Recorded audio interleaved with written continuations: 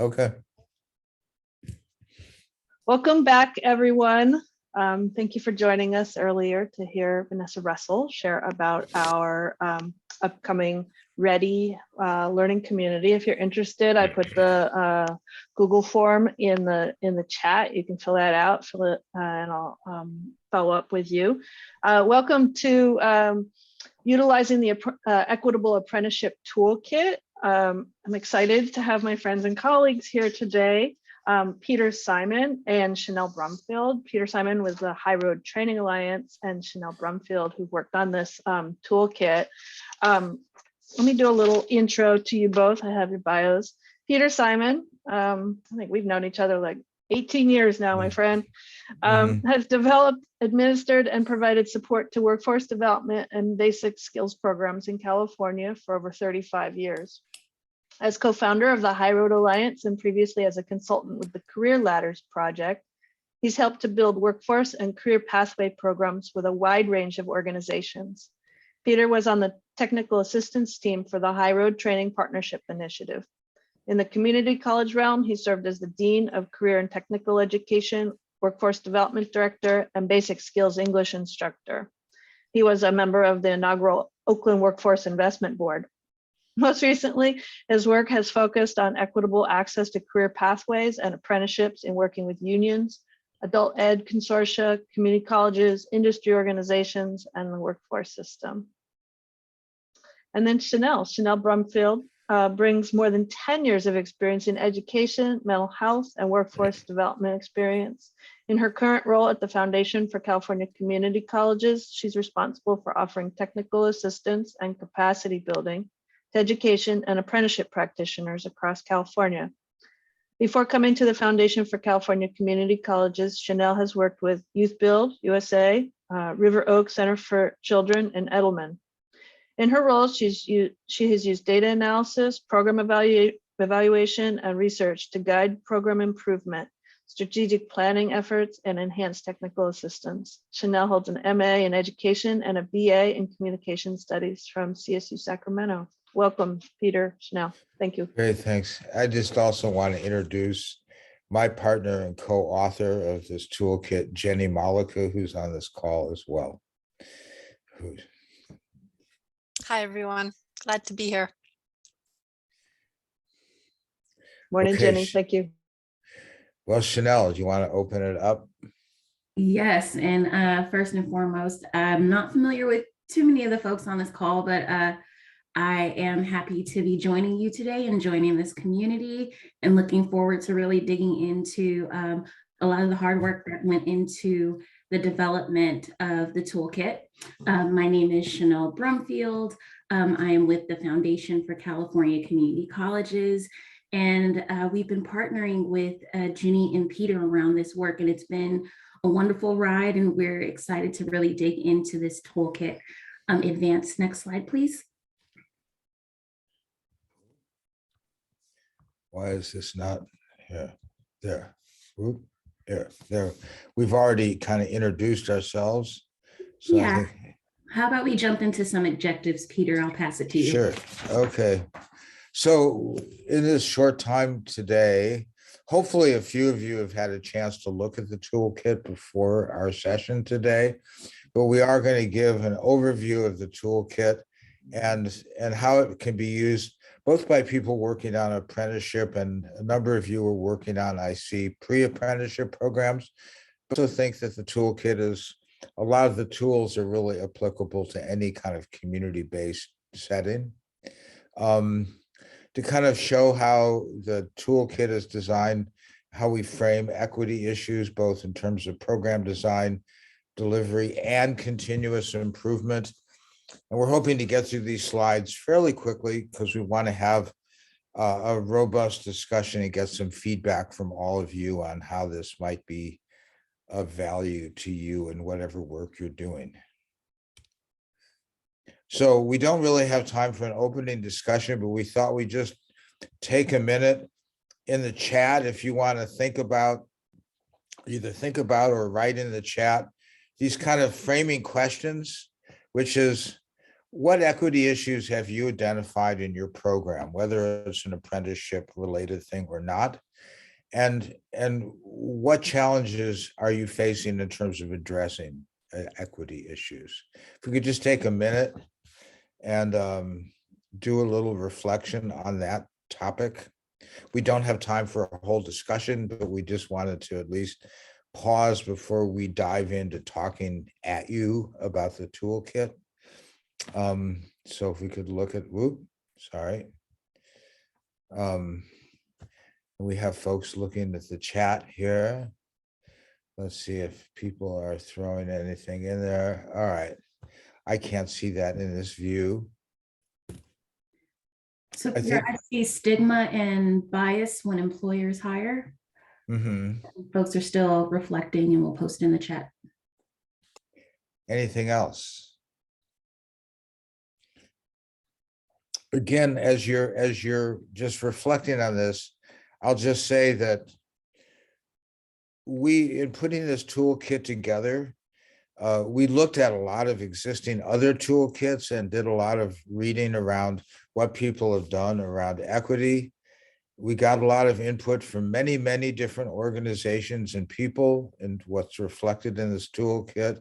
And we really thought that our toolkit would stay in the lane of equity focus. There's lots of toolkits out there on how to start apprenticeship programs and stuff like that. So we really wanted to stay with that kind of singular focus. I think we'll go on. Okay. So hopefully, again, some of you have had a chance to look at the toolkit.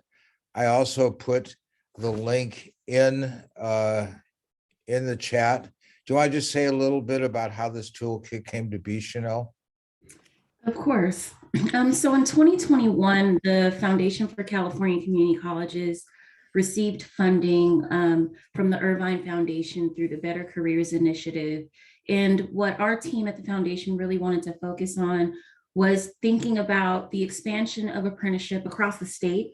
We know that the governor set forth an ambitious goal of 500,000 apprentices, but what we're grappling with is how do we expand apprenticeship so that it's accessible for all? And what are some of the barriers that we can begin to address through program design, through recruitment and different elements to make sure that all can access apprenticeship and be successful in apprenticeship and get connected to livable and sustainable wages. So through that funding from the Irvine Foundation, we've had the opportunity to connect with both Jenny and Peter, who both bring a level of expertise around this work. And through this partnership, we've gone through a process of gathering information from the field and from different practitioners involved in apprenticeship. So that includes our K through 12 partners, as well as community college partners and community leaders and nonprofits and state agencies to really gather information on how they view equity in apprenticeship, as well as how can we begin to look at equity more holistically that can support learners and people potentially interested in apprenticeship. And through the information gathering process and reflection, we were able to come up with an actionable tool that you see here on the screen called Building and Growing Apprenticeship with Equity in Mind. And what we've been doing since the release of the toolkit is really sharing with different audiences to get not only share and disseminate the toolkit, but also get our community's feedback on, if there's anything missing or what are other things that we can consider. So we're really excited to be here today to walk through the toolkit in its totality. And I think towards the end of the presentation, Peter's going to dig a little bit deeper into how the field has been using the toolkit thus far. So with that, I will Thank now, you. Peter. All right. And I think sort of central to the toolkit is what we're calling the Equitable Apprenticeship Framework. And we very consciously made it a circle because it's really built on sort of a continuous improvement model, which even if you have a program that's been going for a while, we really believe that it's valuable to be able to double back and kind of use data, look at what your experience has been and how you can maybe look at how you're doing with equity issues and how you can improve. So it really is not a beginning point. Sort of traditionally, when people talk about equitable access, people tend to go to the recruitment aspect, which is important, but it's not at all the whole process. That one point we make early in the toolkit is equity is not just having an open door, but it's really looking at barriers, providing support at all phases of the process. So, we both address program and service design. That's actually how you build your program. And there's access and recruitment, which is very important. That's based on really understanding your community demographics. A number of you I see in looking at your program descriptions are doing something resembling a pre-apprenticeship program. And from our experience and our research, we really saw how pre-apprenticeship can play a really key role in providing equitable access. The next section, the transition to apprenticeship, again, from experience, that's an incredibly key point, because I think many of you know, whether it's in a boot camp or pre-apprenticeship or just in workforce development, that's a point where a lot of people drop off and you lose people at that point when they're actually going to work. And then finally, the accessible apprenticeship is reflected in the toolkit and what kind of supports people need to be able to be successful in apprenticeship. Because again, in terms of equity and data, it's pretty well shown that a disproportionate number of women and people of color drop out of apprenticeships if they're not given adequate support. So, Chanel, please. Thanks for that overview, Peter. And if you could go back just one moment, I wanted to call out the intentionality around the design or the visual design of the framework, which is because we know that this is going to be an iterative process. We're going to continue to evaluate different areas of programming. So I appreciate, the intentionality around the design of the framework itself.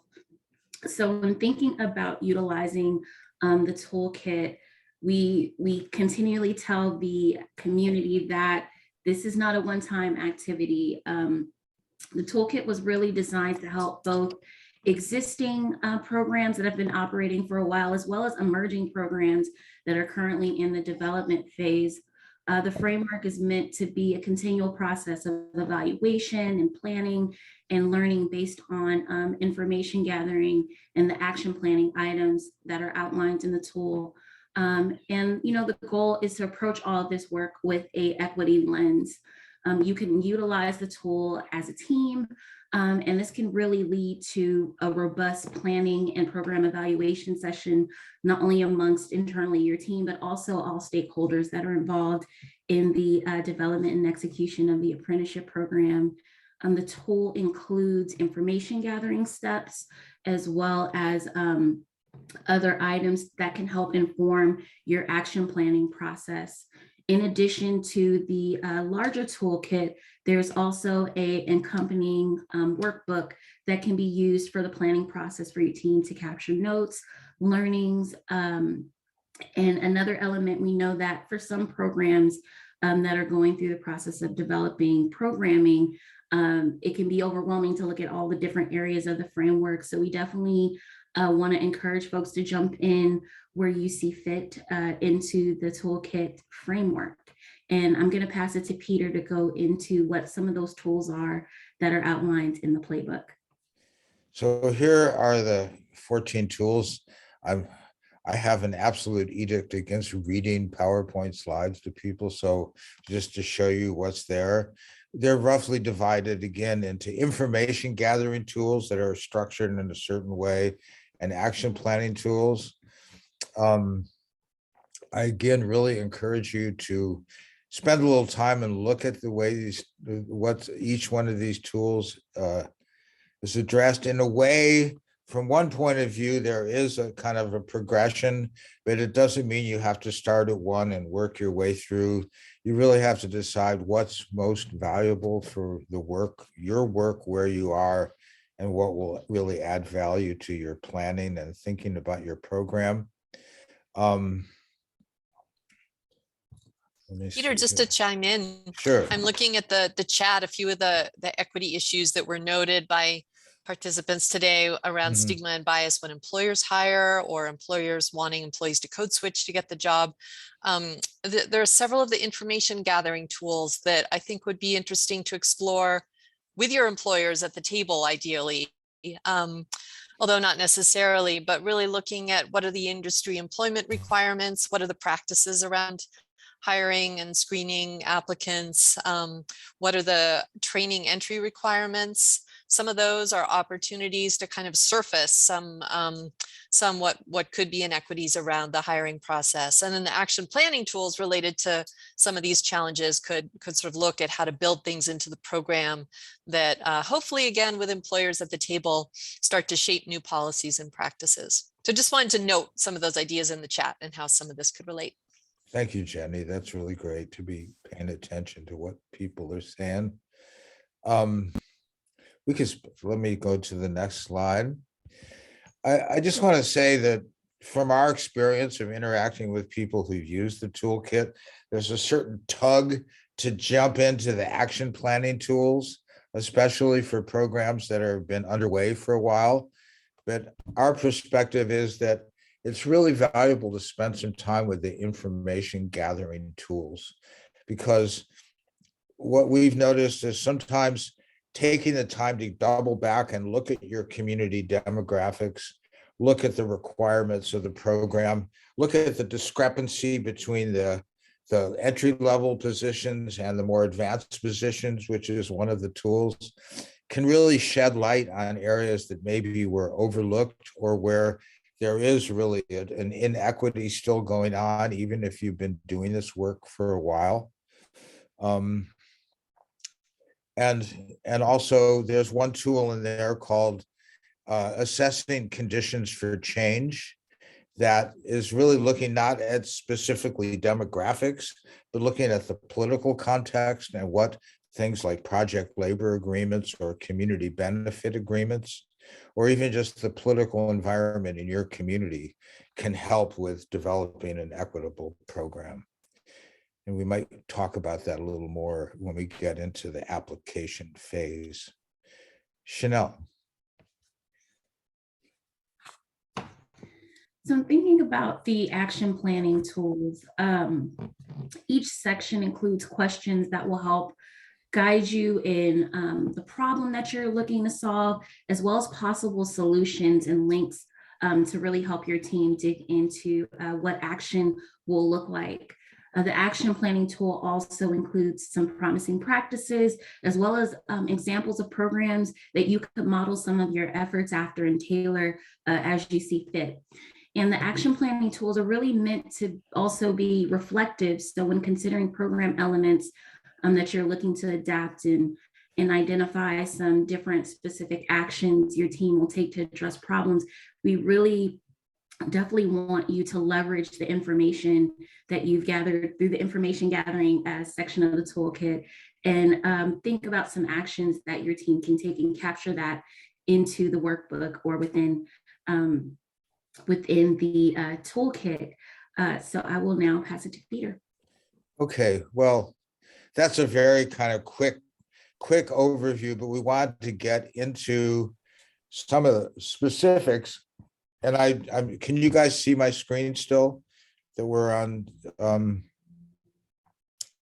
tool number 4? Yes. Okay, Yes. good. Sometimes things kind of go kablooey with spring sharing. I thought it would be good to just go right to one of the tools. And again, based on just doing a little reading about your programs, a number of you mentioned pre-apprenticeship in what you're doing under the Workforce Accelerator program. So I thought we'd look briefly at action tool number 4, which is designing a pre-apprenticeship program, both to look at the substance, but also to show you kind of how each of these tools is constructed. So with the action tools, we start out with the problem definition. In this case, because again, we're not trying to give sort of a soup to nuts, how do you build a program, that there's lots and lots of really great resources out there already. So we start out by sharing what those are that we know of. And in general, one thing we did with this toolkit, as you'll see, is in each section, we really try and provide the maximum number of resources and examples. So it's concrete stuff.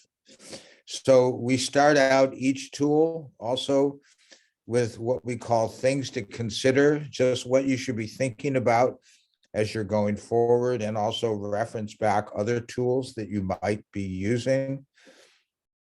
And then in this particular tool, we go through kind of a different list of various barriers that, again, that we've heard of from talking to many people designing programs. And you can kind of see what's on this list.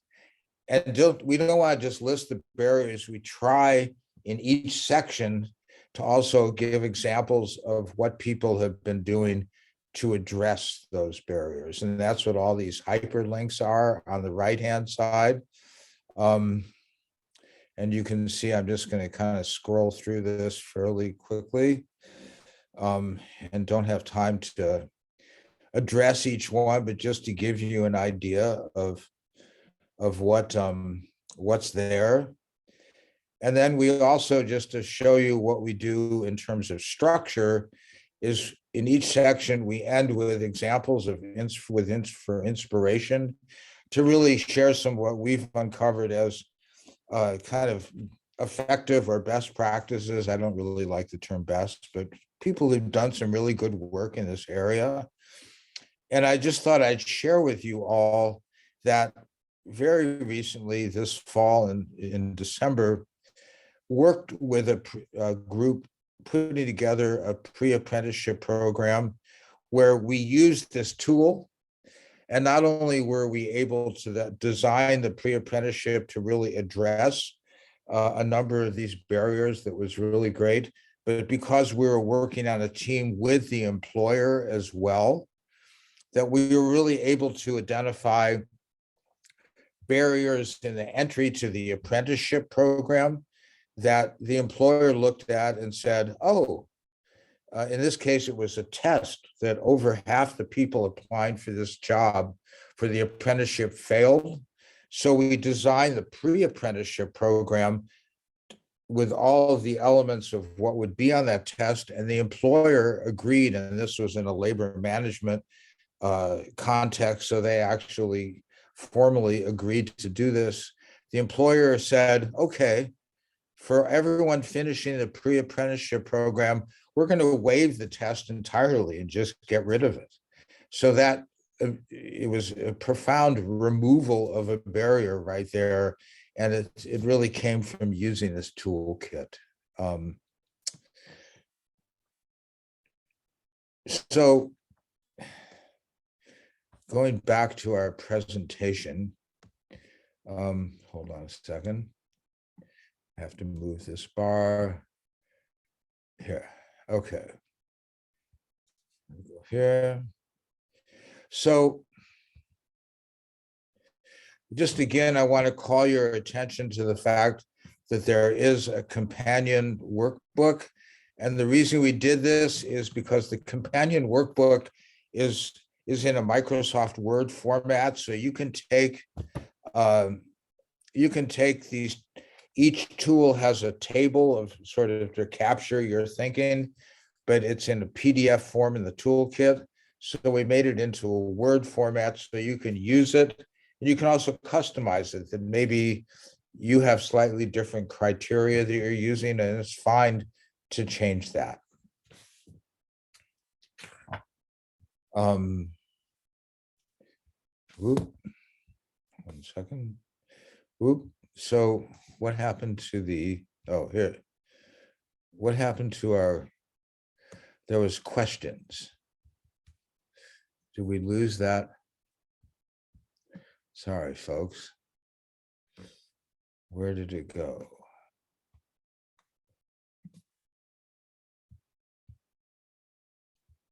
Sorry. We seem to have lost the, so I'm just going to ask the questions rather than struggle around with my PowerPoint presentation here. So we're very curious as you're listening to us kind of blow through this brief overview of the toolkit. I guess the first question is, how do you see this toolkit being useful in the work that you're doing? And what we'd like to do is if people could use the hand raising function or unmute yourself and just share something with the group, we'd like to hear from you. How would this be useful to you?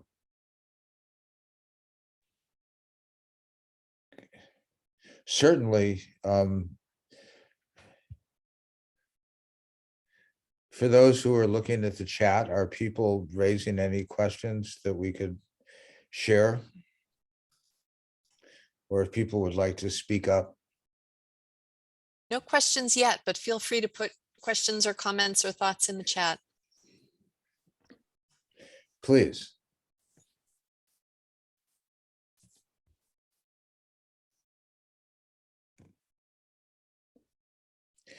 I'm curious specifically, I'll just say, could people share a bit about what they're doing around building pre-apprenticeship programs, and how might this toolkit be useful for you? And what kind of barriers have you run into in developing a pre-apprenticeship program?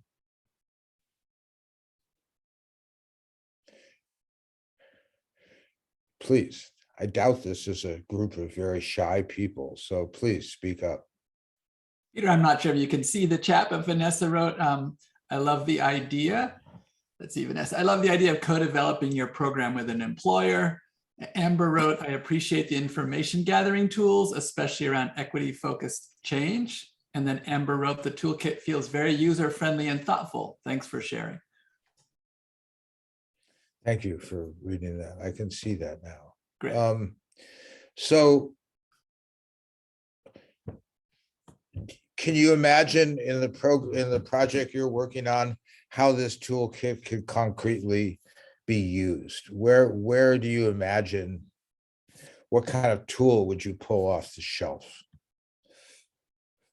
in the work you're doing? And could talk about that, please.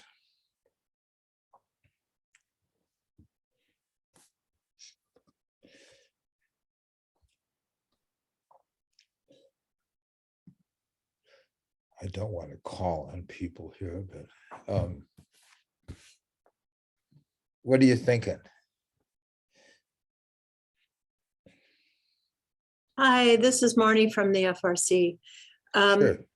We are actually part of our project with 9.0 is to do a toolkit. So we appreciate being able to look at yours and also to hear that you looked at a lot of others to come up with what you presented to us. And there's definitely elements from this that will inform us moving ahead. We did one years ago, but we have it on our website, and it's good, but it's very soft. So it's interesting to see how, you didn't do anything that's soft. There's a lot more content in yours. Thanks. We really spent a lot of time actually sending out earlier drafts of our toolkit to a wide audience of people and saying, okay, now we need you to share with us what resources you've got. So it wasn't just us pulling them. We had a whole room full of people really helping us with all of these links. That's just one very concrete piece of advice. You don't have to do it all yourself. Yeah, I appreciate that. I don't think that we even have talked about that. So that's good to hear. Thank you. Sure. Others, how would this be useful?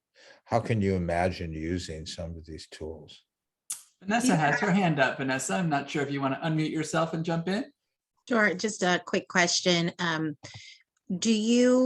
Have you found just in gathering this information, because I see that you have different organizations listed, is there a certain place that you're going into an organization to have this kind of conversation? I'm speaking specifically of your employer, because I found different responses from different parts of the organization, like an HR person has a different response than a social corporate responsibility department, and then a different response than the CEO. And oftentimes I found the CEO is all like, yes, we have to do this. This is absolutely, we have to do this. But there's a disconnect between them and HR. And so I'm just curious about how you insert, how you get your foot in the door there to That's use the interesting. toolkit. Yeah.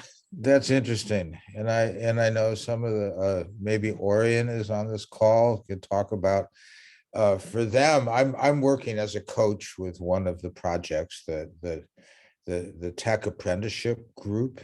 And interestingly, they have talked about sort of the opposite, which is that they've had really great traction with the DEI people who are all on board about, diversifying and making their apprenticeship more equitable, but that they've had a tougher sell with the sort of CEO level people. They say the DEI people say, yes, let's go, let's do something, but then they don't get traction at the people at the top end of the company. So it really varies, I think. Also, a number of the apprenticeships we worked with have been where there's a union involved, and the nice thing about working with organized labor and a labor management partnership is that communication is very structured and built in. So you can kind of enter into their ongoing relationship, but you don't always have that option if it's a non-traditional or non-union kind of apprenticeship. Another Others? comment on that comes to my mind just in response to that question is we really encourage use of the toolkit by an inclusive group. So whoever from the employer can be invited to the table to have these conversations. But also it's possible that if there are representatives of the employer who can't or isn't ready to join the conversations, that there could be some outcome from the work with the tools that could later be presented to different elements of your partners, different people within the employer. For example, some of the information gathering that takes place using the information gathering tools could result in a summary of data that could be shared with others who weren't at the table in creating it. So it may be a sort of multi-tiered strategy where some are actively using the tools and then some are communicated to at a later date and engaged in different ways.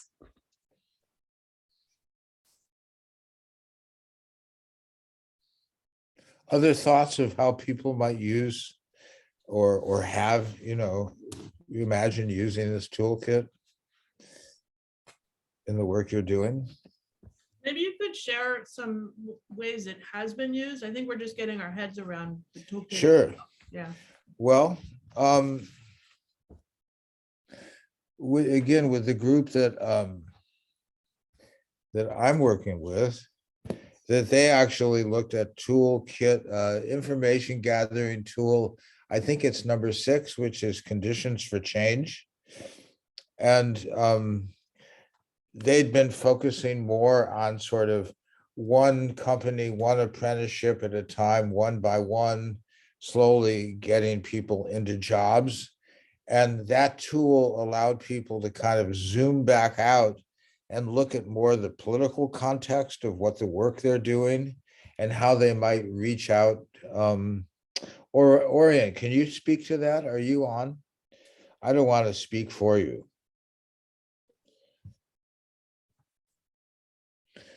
Are you there? Don't mean to put you on the spot, but it would be great if you could say a little bit about what you guys are thinking about. Orion, you there?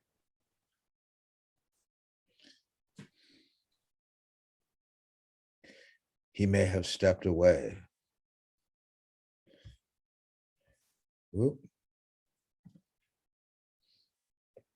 Well, then I will speak for them just briefly, that in the process of working on this toolkit, actually, in one of the examples for inspiration, discovered a group that was doing work that might inform what they're doing. So they've actually reached out to that organization elsewhere, and there's going to be very soon an exchange between them and this other community-based coalition that's focused around getting good jobs in their community in particular sectors. I don't need to get super specific, but it was kind of an eye opener for them to step back from the sort of ground game, if you will, of one by one to thinking about how they could possibly look more at the sort of political context in which they're doing their work and finding other community allies, if that makes sense. We're also in the early stages of working with a national level union consortium in the construction trades, where we're looking at doing a series of webinars on how to use the toolkit in terms of creating equitable access in the construction trades, really across the country and in Canada. So again, this toolkit just recently came out, so we are all ears in terms of listening to how people are using it. And interestingly, because it's freely available on the internet, there may well be people out there using it that we don't know of and may never hear from. And that's just part of the deal in terms of not making it a product that we're selling. You know, I'm sorry that the slide kind of disappeared with the questions, but we're curious also just to hear from you kind of what successes you've had around addressing equity issues in the context of your particular projects with the Workforce Accelerator 9.0. How have you addressed equity in your program, and what are some successes you could share with this group? Please.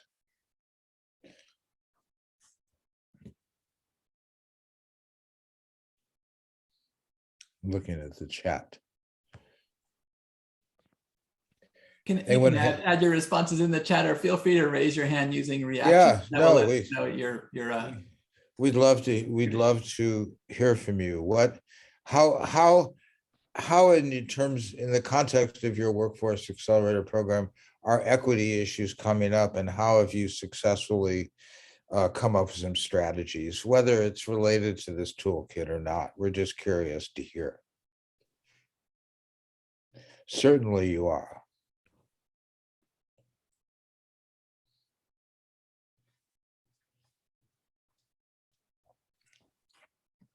I see Victoria's hand. Yeah, Please. Victoria. Hi. Well, we haven't been as involved on building apprenticeship programs through our last project, but we have been working with employers. And in our previous work in 7.0, which our 9.0 project builds on, I think one of the wins that we had to recognize was simply more concretely identifying the barriers and having those like aha moments with employers where sometimes they didn't even realize that what they were doing was inequitable or potentially, barring talent from their hiring pools. And so we had to recognize those as like kind of equity wins, because if you can't name it, it's hard to address it. And so I would say that was a win in our work. And we are always continuously trying to work with employers and identifying other barriers that potentially don't have names for them yet. But yeah, just thought I would share that.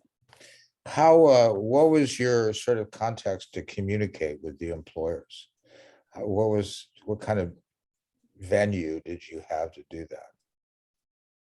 Yeah, so I'm part of the USC Price Center for Social Innovation, and we have been partnering with Leaders Up And this project is focused on fair chance hiring, so expanding fair chance hiring and more inclusive practices among employers to increase employment opportunities among justice-involved individuals. And the context through which we've interacted with them has been through our own network. So we conducted basically like focus groups and design thinking sessions to identify these barriers and potential solutions. And now for our 9.0 project, we're working with a piloting partner to implement some of these strategies that were identified to see if they're really helpful in addressing some of those barriers in the hiring process. Great. Thank you. Others?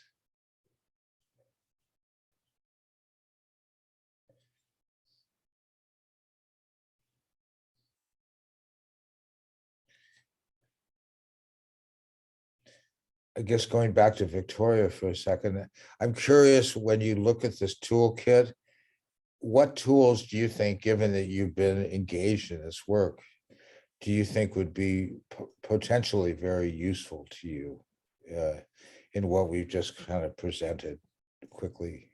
Hey, Peter, I see Madison's hand is raised. I want to. Oh, okay. All right, please. Hey there, folks. My name's Madison. My pronouns are she, they, and I work with the San Diego Workforce Partnership. And so what we've been doing in regard to the accelerator program is I'm focusing on a pre-apprenticeship program to then move into an apprenticeship program. And we've utilized some of our other programs within the Workforce Partnership to ensure that there's access to pay for our participants in other as they kind of move through their pre-apprenticeship program, so that that barrier of, you know, I don't have the time or I don't have the resources to be able to partake in this are kind of being removed to the best of our ability. So we're trying to work within our organization as a whole to pull our resources and see where things kind of overlap. And so that's been a really successful portion of our project here. And so just kind of, utilizing those community resources that we have access to further our participants' ability to continue and finish their program. Okay.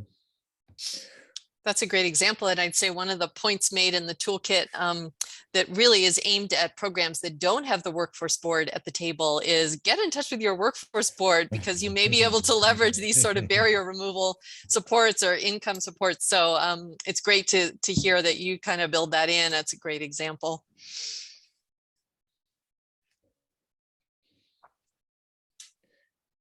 Others? It's really good to hear what you're doing.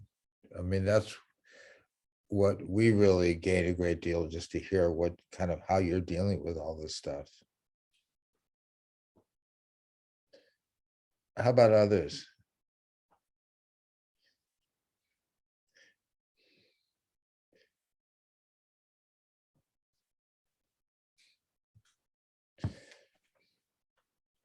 We don't mean to stump the stars here with these questions.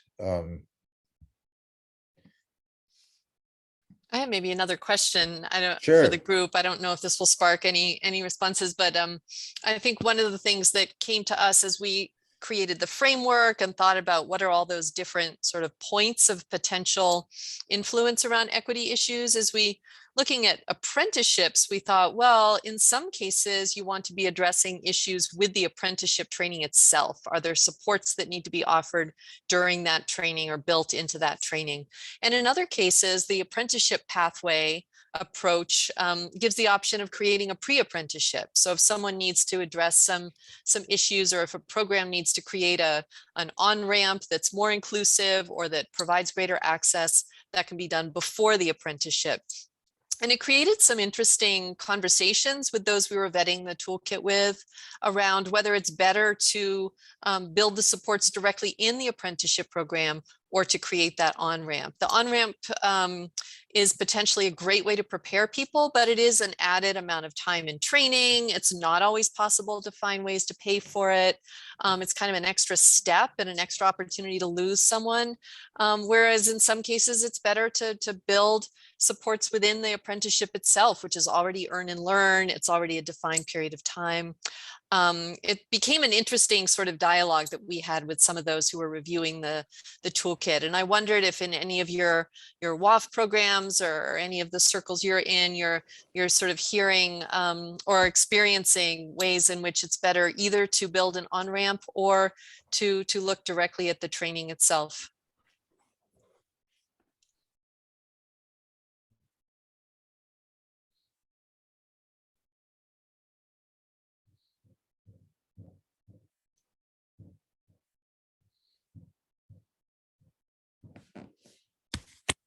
I mean, I'm really curious when I read that a number of you are doing, sort of to follow what Jenny's saying, pre-apprenticeship programs. I think we're very interested to know what that looks like in different contexts, because pre-apprenticeship in some ways is very defined, but in other ways is a very broad realm. So could some people share what you're doing that resembles a pre-apprenticeship on this call?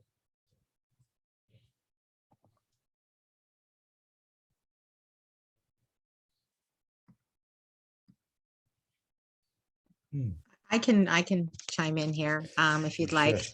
So we have a California certified, so as I noticed you said non-certified and certified in your toolkit. So we have one that's certified for cybersecurity and networking. And so what we do is we do 35 weeks of training on using curriculum from a variety of different stakeholders, Cisco, AWS, CompTIA. And then we have 5 pathways. So we have sales, customer service, project management, tech, and entrepreneurship. And we kind of flow them into one of those 5 different paths based on their interest. And you know, that's been really great. Last year we graduated 68 students from our program. Wow.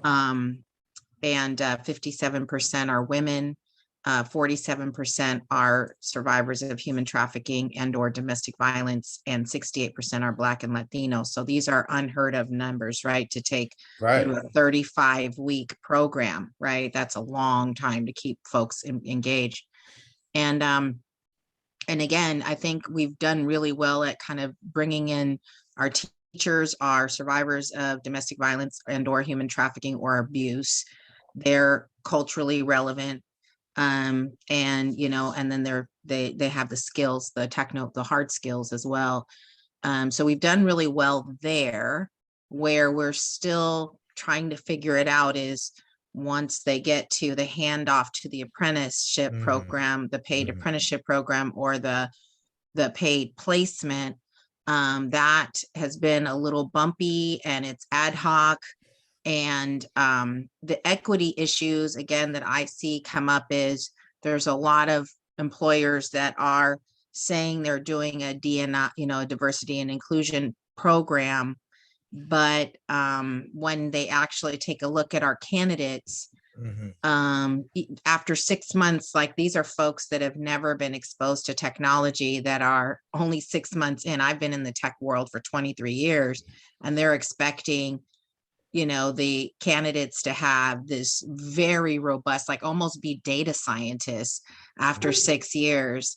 And, you know, and so I think that's the challenge, is for employers to have a realistic expectation as to what the candidates can do, and also paying people to learn. And that concept is really hard for some employers, right? Which is, you know, what apprenticeships is all about. It's like, you know, a lot of our people have survival jobs while they're going through the pre-apprenticeship, but they can't, you know, some people that are like maybe 18 to 24-year-olds maybe have, and I'm saying maybe maybe they have families to support them while they get, kind of trade school education, and they can live on a, whatever, $600 a month stipend.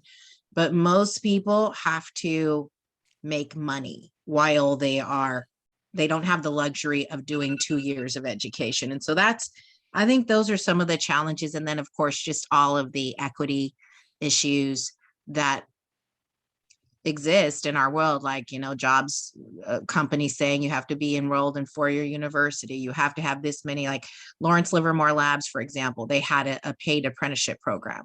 Yay. They wanted everybody to be enrolled in 10 credits of college.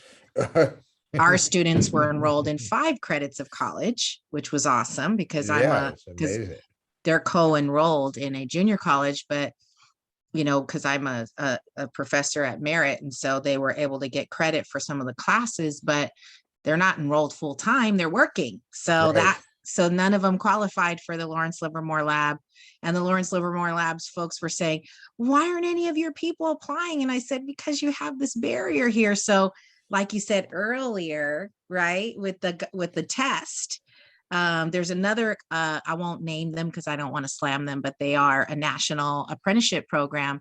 And one of our guys who knows how to code in 6 programming languages, he took their assessment to get in their front door, and he missed their math test by 1 point, and they would not let him in. This is a 19-year-old former, foster care, AB-12, Black young man, codes in 6 programming languages, missed their math test by 1 point, could not get into their program. Yep. So anyway, I said a bunch, but hopefully that gives you something to work with. No, but you're in the thick of it. Yeah. No, that's great. And again, hopefully some of these tools may be of value to you in terms of unpacking what the pieces are that you need to address, or maybe not just for you, but for your team. And it's just, in what you just shared, Vanessa, my curiosity is, okay, then how do you take it the next step with employers when they say, here's this gatekeeping thing you need, and have you been able to get any kind of movement when you point out that this is creating a barrier? Have you had some success in that, in saying you're keeping our people out with X? Can you deal with it? No, so far, the only time I've been able to get have a sort of, and I'm not working with union companies, so that's my big challenge. Is the only way that I've been able to go around is just going through the front door, and my candidate actually meets all the criteria. Otherwise, if there's any exceptions that need to be, like anything that is off about our, like, let's say one of our ladies, a survivor of human trafficking, Latina, graduated from our program, also went to our IT academy. She got a job offer at a large healthcare entity here in the Bay Area. She had a misdemeanor on her record 7 years ago. They made her the offer and they removed it because of the misdemeanor. Because of the misdemeanor. Wow. And this is a single mom of 2 small children, went through our 35-week program, graduated at the top, did everything she was supposed to because of that. And, we knocked and we asked and we did all the poking and prodding and still nothing. So these are the equity issues, I think. Unless you have a hardcore sponsor in some of these companies and you come in through the back door, the front door is pretty hard to get in. Wow. Well, thank you for sharing that. Others, we got a couple more minutes here. I mean, I'll just say that again, because this toolkit has just really come out this fall, that we would love to hear from any of you who do down the road use this. It's very valuable for us to hear from you either how we could improve the toolkit, but also how maybe valuable things that have occurred by using the toolkit. It's very useful as we talk about this, as you can see, it's to be able to share, well, there's a group in Oakland that did blah, blah, blah, you know, it's, as we go, there'll be much more, many more examples of how this is being used. Any other thoughts, reactions, really anything in relation to this toolkit? Peter, I What do you- just want to add, this is Amanda. If you're curious about this toolkit and want to use it with your organization, Peter and his team are available for technical assistance as part of this WAF project. So if this is part Thank of you. your WAF work, reach out to me and I'll put my email in the chat. And this is a great example of the kinds of technical assistance we can offer. Same thing with yesterday, if you were able to hear JR speak about developing a vetting criteria working with employer partners. JR is available for consultation around using that process that he shared. Thank you, Amanda. I forgot to mention that. And we would love to work with you because we're very passionate about this work and love to kind of get into the actual work on the ground with you in using this. So please do ask.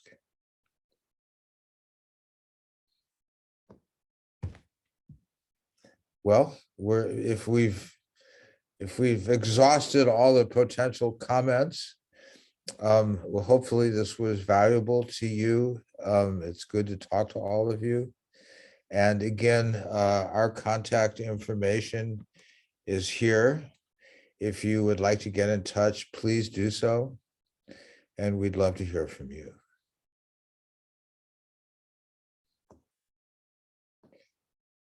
And with that, I'll give it back to Amanda, I think.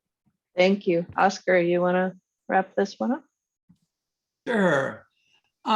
I would love to give Peter and Chanel a warm thank you and maybe even some feedback of what you found